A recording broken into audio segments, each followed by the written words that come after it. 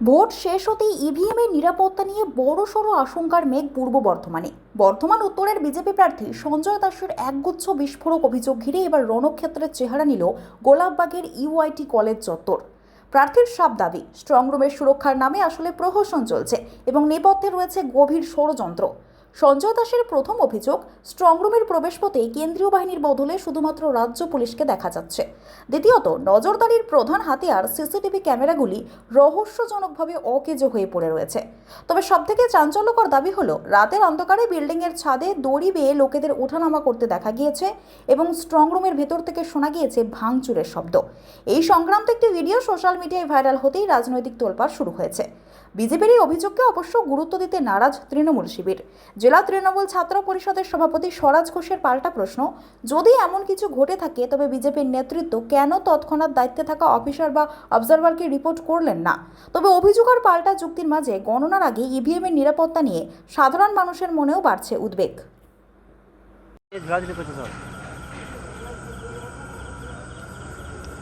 হয় দেখছে ক্যামেরা।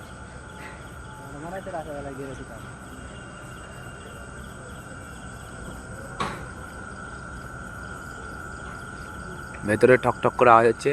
এবার কি ভাঙছে না ভাঙছে আমরা কি করে জানবো? আমাদের ভেতরে ঢুকতে দিচ্ছে না।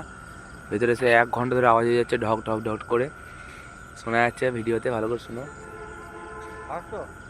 হ্যাঁ, এই ঝুলছে উপর থেকে, এখনো কাজ করছে, আওয়াজ পাওয়া যাচ্ছে। ভালো করে শুনো একটুখানি। এই যে ভেতর থেকে আওয়াজ হচ্ছে, কি আওয়াজ হচ্ছে আমরা বুঝতে পারছি না। ভেতর থেকে আওয়াজটা যে হচ্ছে, কি আওয়াজ হচ্ছে বুঝতে পারছি না। জবে থেকে ইভিএম এখানে এসেছে, প্রতিদিন একটা করে অজুহাত করছে। এনাদের কি মতলব বর্ধমানের প্রশাসন আমি বুঝতে পারছি না। কালকে আমরা দেখলাম আমাদের সিসি ক্যামেরাগুলো যে পহরাতে ছিল, সিসি ক্যামেরাগুলো সব বন্ধ হয়ে গেছিলো প্রায় 15-20 মিনিট। আজকেও এই এত রাত্রিবেলাতে 9:30 10টা বাজতে চললো। এখন ওই এত বড় বিল্ডিংয়ের ওপর থেকে 4-5 জন দেখছি বিল্ডিংয়ের ওপর থেকে টপকাচ্ছে। বিল্ডিংয়ে বিকট শব্দ আসছে। উত্তর বিধানসভার যে ইভিএমগুলো রাখা আছে সেই বিল্ডিংয়ের পাশ থেকে বিকট জোরে জোরে শব্দ আসছে।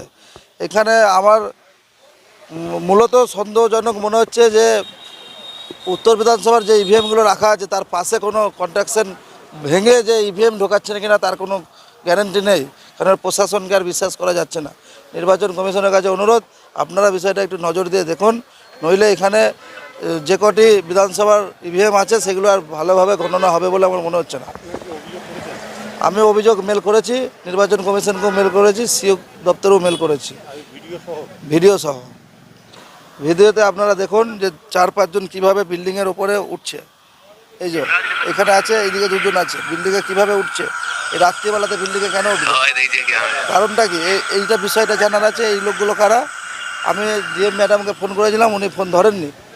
আরওকে ফোন করলাম, আরও বললেন যে সিসি ক্যামেরা লাগানো হচ্ছে। তার জন্যে বললাম যে সিসি ক্যামেরা যদি লাগানোর হয় তা দিনের বেলাতে লাগান, রাত্রিরে কেন লাগাচ্ছেন? রাত্রি 10টা-11টার সময় সিসি ক্যামেরা। তো উনি ওনার মিথ্যা অজুহাত দিয়ে এড়িয়ে গেলেন। নিরাপত্তার প্রচুর গাফিলতি। কারণ আপনারা গেটের সামনে দেখুন, রাজ্য পুলিশের বাহিনীকে দিয়ে রেখেছেন যাতে ওরা ইভিএম পরিবর্তন করতে পারে, তার একটা আশঙ্কা আমি প্রকাশ করছি। এটা আমিও শুনলাম এখন যে হাতুড়ির নাকি ঠকঠকের আওয়াজ পাওয়া যাচ্ছে এবং তারা অনেক জায়গায় বলছে ব্যাপারটা। এটা আমিও জাস্ট এখনই যখন এলাম মনিটরিং করতে, আমিও দেখলাম, আমাকে ওরা রিপোর্ট করলো। এবং এই রিপোর্টের ভিত্তি যদি সত্যিই হয় তাহলে একটা, আমি বলি যে কোনো রাজনৈতিক দলের প্রার্থী সেটা যদি অভিযোগ করে, তো তিনি ওনার সকালের দিকে অভিযোগ করেন, বিকেলের দিকে, তাহলে সেটা তো যিনি সিএপিএফ পার্সোনাল যিনি দায়িত্বে আছেন তাকে অবশ্যই অবজারভার দেখে তদন্ত করে তাকে কোশ্চেন করা উচিত যে কেন এরকম ঘটনা ঘটবে। স্ট্রং রুম হচ্ছে হাইলি সেন্সিটিভ এরিয়া, সেখানে 144 অলরেডি থাকে এবং কোনো ব্যক্তি, কোনো অজ্ঞাত ব্যক্তি সেখানে যাওয়া মানে সেটা ক্রাইম এবং তাকে ইমিডিয়েটলি ডিটেন করে তাকে জিজ্ঞাসাবাদ করা উচিত যে কেন তারা সেখানে যাচ্ছে।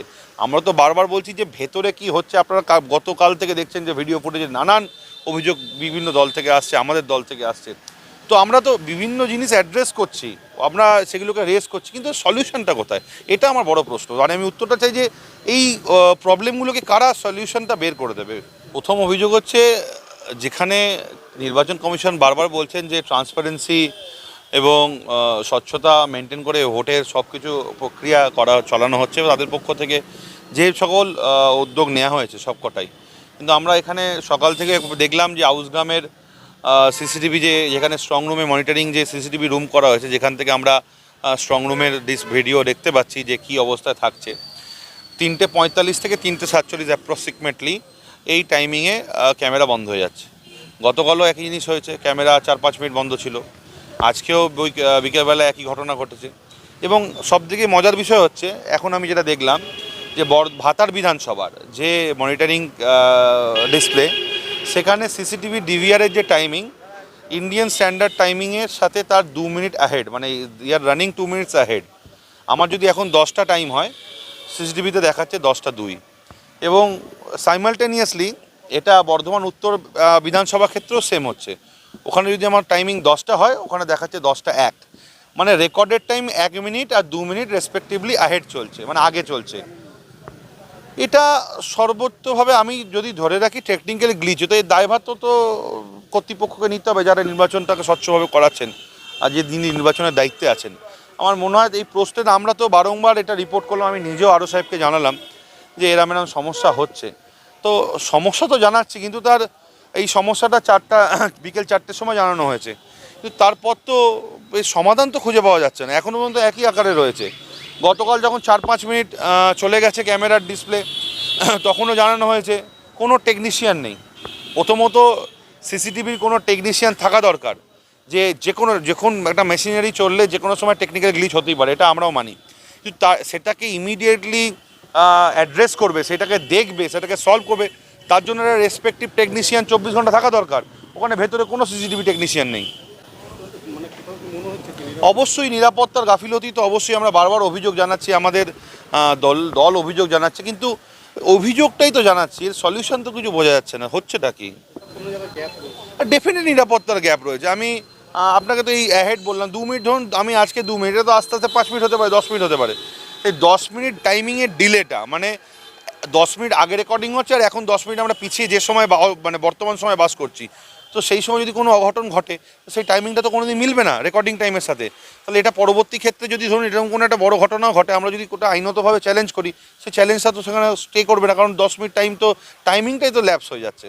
তো এই ছোটো ছোটো যে টেকনিক্যাল ফল্টগুলো, এগুলোকে তো টেকনিশিয়ানদের উচিত ইমিডিয়েটলি অ্যাড্রেস করা, যারা দায়িত্বে আছে তাদেরকে টেকনিশিয়ান কল আপ করে তাদেরকে দেখা। কিন্তু গতকালও একই জিনিস হয়ে যায়, টিভি বন্ধ হয়ে যাচ্ছে, এমনকি ইউপিএস যে পাওয়ার সাপ্লাই, সেটা ড্রপ করে গিয়ে ছবি চলে যাচ্ছে। এই ছোটো ছোটো জিনিসগুলো হয়তো এখন ছোট মনে হচ্ছে, কিন্তু এইগুলো একটা বড় ভূমিকা পালন করে। কারণ আমি যদি স্বচ্ছভাবে নির্বাচন প্রক্রিয়া চালাই, তো আমার প্রত্যেকটা ইস্যুস, প্রত্যেকটি পার্টির সেটা সেগুলোকে অ্যাড্রেস করা, সেগুলোকে রাইটলি টেক আপ করে সেগুলো সলিউশন বের করা কিন্তু আমাদের দায়িত্ব। এবং সেটা আমি অনুরোধ করবো নির্বাচন কমিশনকে, তারা যেন এই জিনিসগুলোকে দেখে ইমিডিয়েট এটাকে ফিক্স আপ করে। এবং আগে যেমন হতো কি, প্রত্যেকটা বিধানসভার নাম লিখে দেওয়া হতো ক্যামেরাতে, বোঝা যেত এটা এই বিধানসভার, সেই জিনিসটাও দেখলাম না এবারে আছে। তো যদি আমরা সাম আপ করি, সব দিক থেকেই একটা কোথাও না কোথাও গাফিলতির একটা আবহাওয়া পাওয়া যাচ্ছে বা আভাস পাওয়া যাচ্ছে।